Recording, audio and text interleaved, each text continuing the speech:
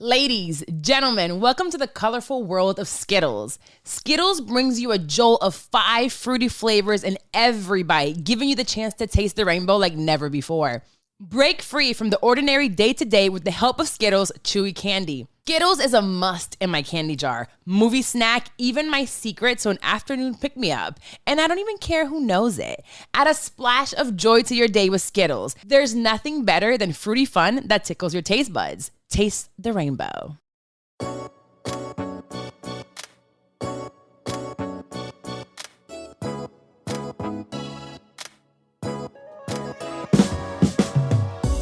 What makes great sex? Well, great.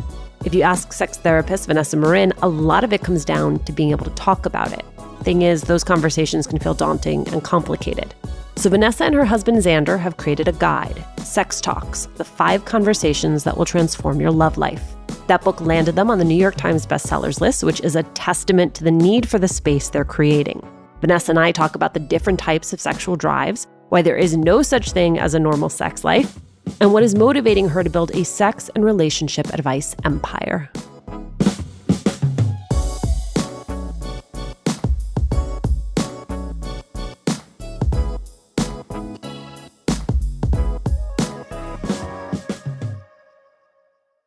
Vanessa, thanks so much for doing this. Thank you so much for having me. I'm really excited to be here. Vanessa, who taught you about sex? Nobody. That was a big problem. The reason that I am a sex therapist actually does boil down to my parents' attempt at giving me the talk.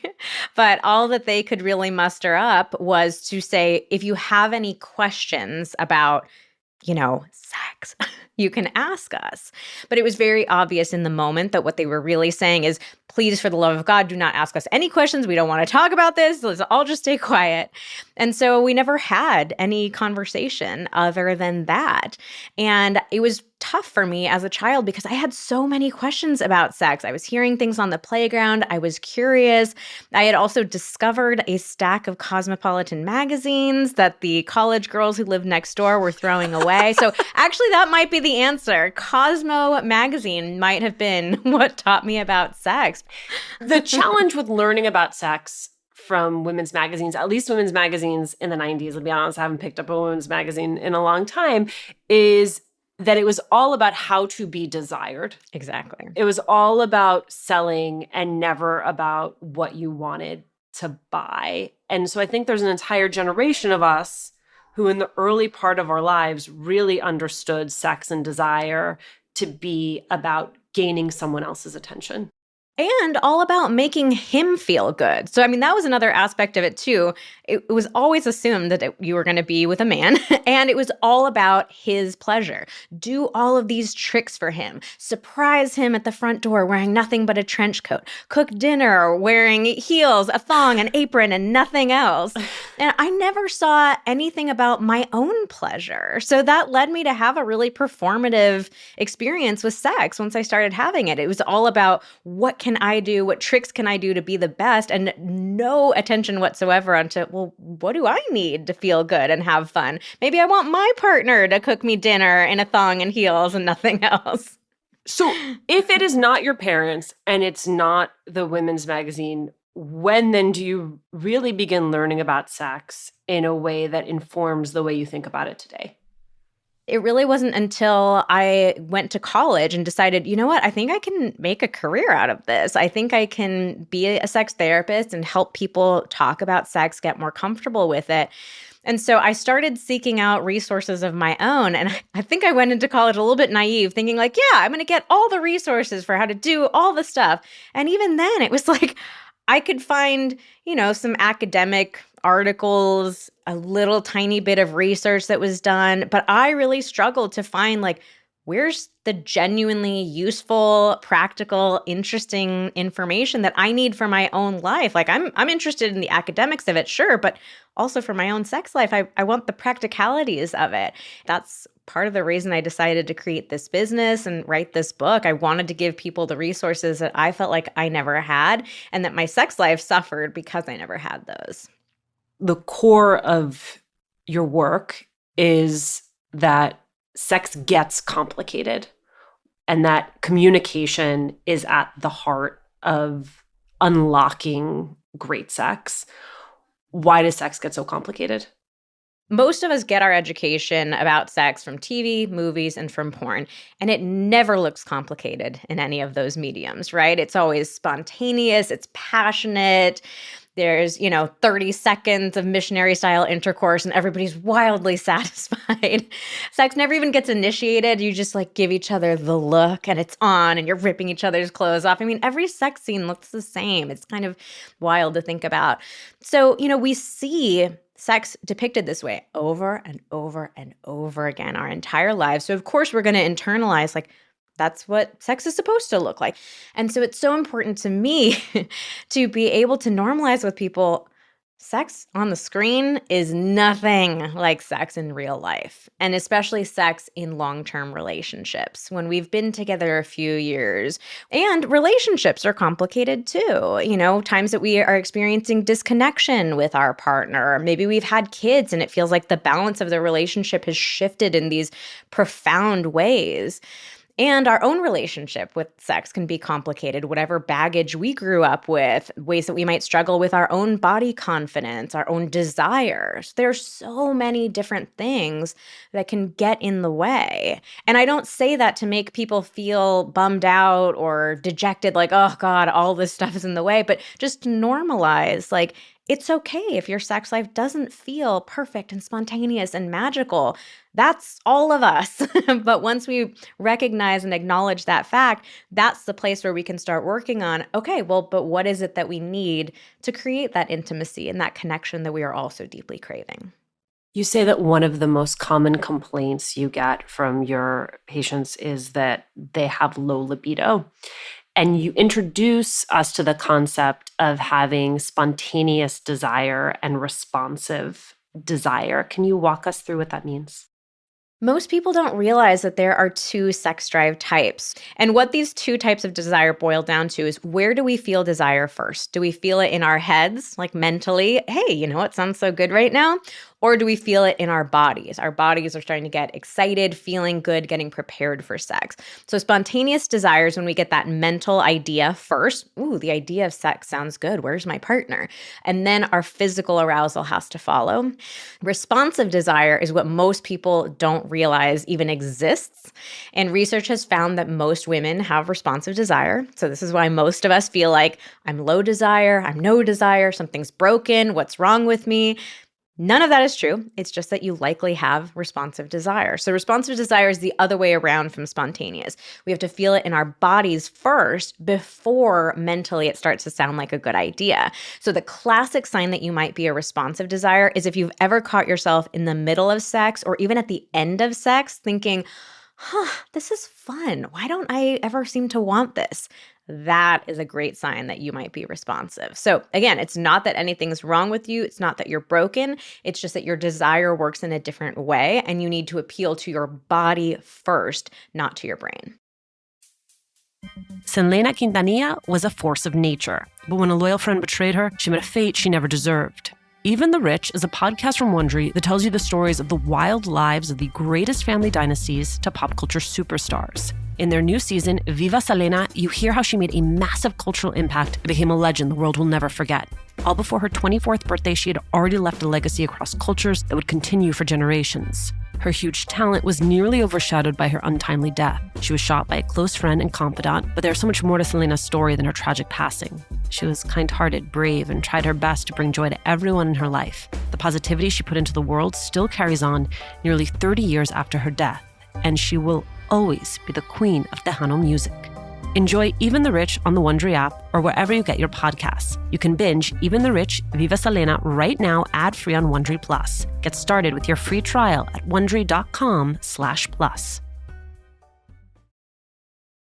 I am busy, you are busy, and that is why I love HelloFresh. With HelloFresh, you get farm-fresh, pre-portioned ingredients and seasonal recipes delivered right to your doorstep. You can skip trips to the grocery store and count on HelloFresh to make home cooking easy, fun, and affordable. It's why it's America's #1 meal kit. For me, fall is one of the busiest times of year, and with HelloFresh, you don't need to spend all evening in the kitchen whipping up wholesome meals. With their quick and easy recipes and 15-minute meals, you can get a tasty dinner on the table in less time than it takes to get takeout or delivery.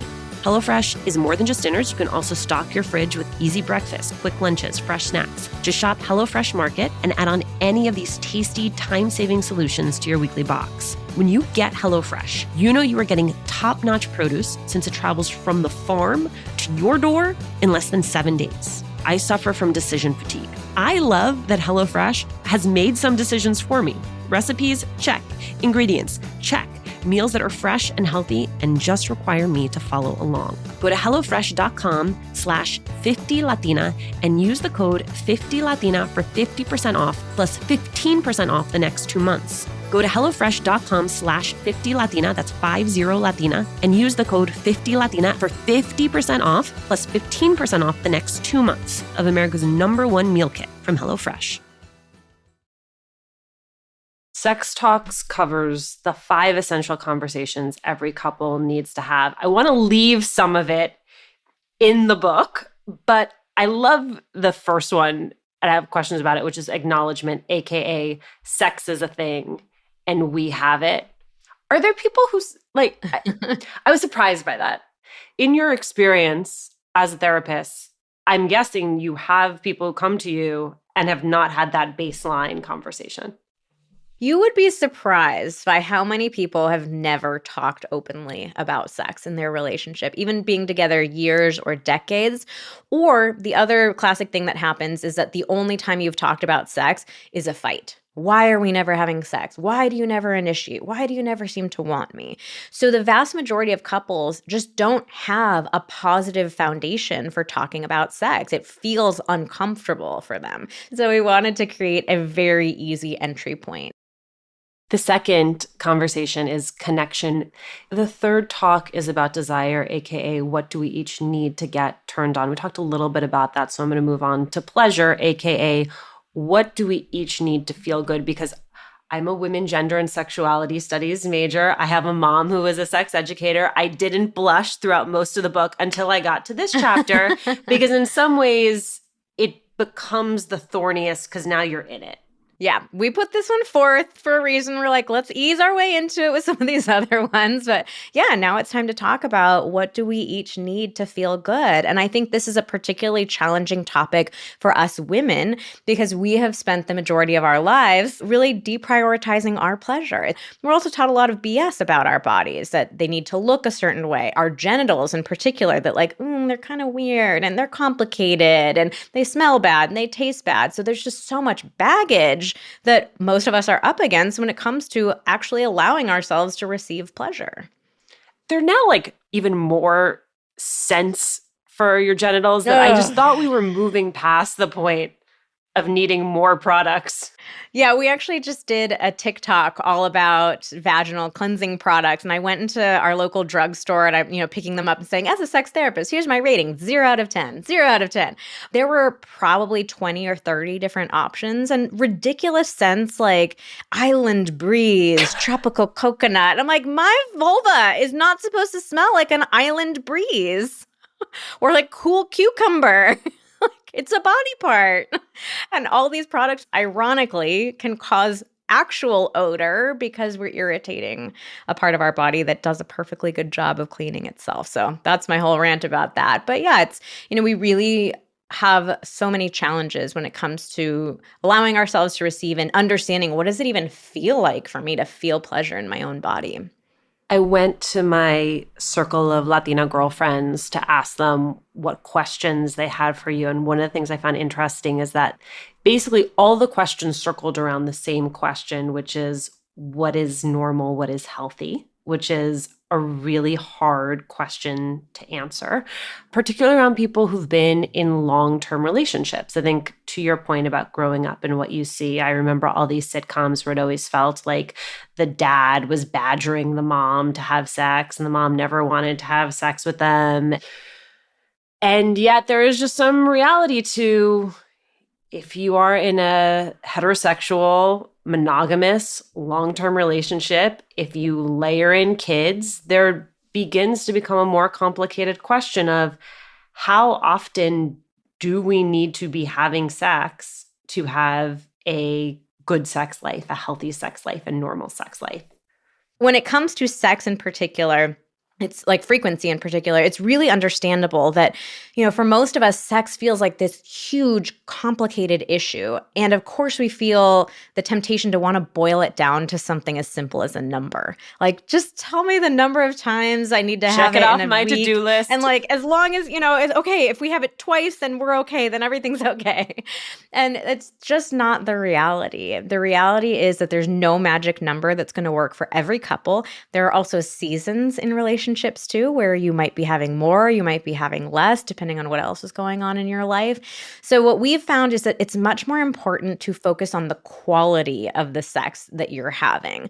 Because if you're trying to have sex just to hit a quota, that is not going to be enjoyable sex, and you are not going to crave that kind of sex either. Like, one of the most powerful things in the book is we make the connection between our enjoyment of sex and our desire for it. You are not going to desire something that doesn't feel enjoyable and pleasure to you. It doesn't make any sense to. So if we want to feel more desire, focus on feeling more pleasure, enjoying the experience more, and then you'll find that a natural frequency falls into place. Now, I know that's kind of an unsatisfying answer. People are like, but still just like, tell me the number. So I will say we did a survey, and I think 70,000 people have filled it out at this point so far. It's not a scientific survey, but that's a good number of people. And we asked about frequency, and we found that 75% of people fell into one of three buckets, and they were evenly divided in the buckets. So the buckets were 2 to 3 times a month, once a month, and 2 to 3 times a week. We also asked them about satisfaction, and we found that there was no major differences in satisfaction. So I think that, again, just shows you that there's not a magic number that's going to work for everyone. Shopify is your no-excuses business partner. Sell without needing to code or design. Just bring your best ideas, and Shopify will help you open up shop. Shopify is the e-commerce platform revolutionizing millions of businesses worldwide. Whether you're a garage entrepreneur or IPO ready, Shopify is the only tool you need to start, run, and grow your business without the struggle. What I love about Shopify is how no matter how big it is you want to grow, Shopify gives you everything you need to take control and take your business to the next level. Shopify powers 10% of all e-commerce in the US, and Shopify is truly a global force powering Allbirds, Rothy's, and Brooklinen, and millions of other entrepreneurs of every size across over 170 countries. Plus, Shopify's award-winning help is there to support your success every step of the way. This is Possibility, powered by Shopify. Sign up for a $1 per month trial period at shopify.com/Latina. Go to shopify.com/Latina to take your business to the next level today. Shopify.com/Latina. You said that there are seasons in relationships. When does a season become climate change? Like, when is it a crisis that has a deeper underlying meaning? Mm-hmm. I think it becomes a crisis when you're not talking about it. So if the two of you are having a really intense dry spell, you've got a lot of other stuff going on and you're not talking about it, it's very easy for each partner to start making stories in their head about what that means. My partner hasn't initiated sex in months. I don't even remember the last time we had sex.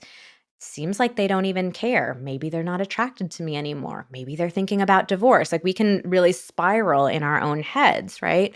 But what I've found is that as long as couples are talking openly about what's going on, we can weather a lot of seasons. And also, another tip is, even if sex is feeling really overwhelming, you're in a long dry spell, you've got so much on your plate, you just can't even really think about it, still prioritize other forms of physical intimacy. So research has found that a 30-second hug and a 6-second kiss can create a lot of intimacy, especially if you do those things every day. I think most of us, no matter what we've got going on in life, we can carve out 36 seconds for ourselves and our partner. So focus on those little wins too, and keep talking openly about it with each other.